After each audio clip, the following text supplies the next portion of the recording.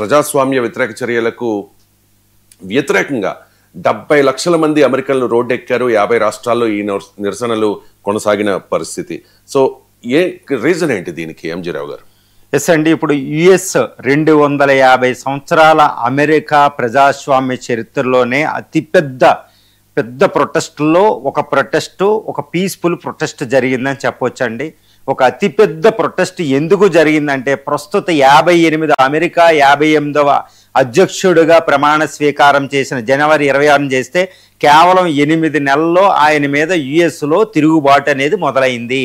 ఇది అంతకు ముందు జరిగిన నేపాల్ వేరే దేశాల్లో జరిగిన జెన్ జెడ్ మూమెంట్లా ఉందన్నమాట.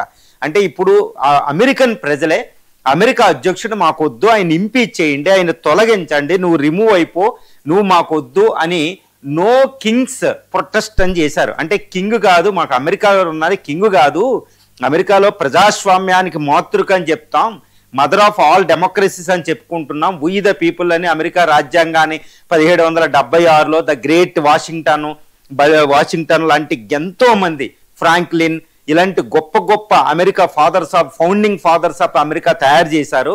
అలాంటి అమెరికా రాజ్యాంగాన్ని నువ్వు అవహేళన చేస్తున్నావు, ఈ అవహేళన చేసి నేనే కింగ్ అన్నట్టు వ్యవహరిస్తున్నావు, కాబట్టి నో కింగ్స్ ప్రొటెస్ట్ అని నిర్వహించారండి. అమెరికా సివిల్ రైట్స్ యూనియన్ అనే ఒక సంస్థ ఆధ్వర్యంలో సివిల్ రైట్స్ ఆర్గనైజేషన్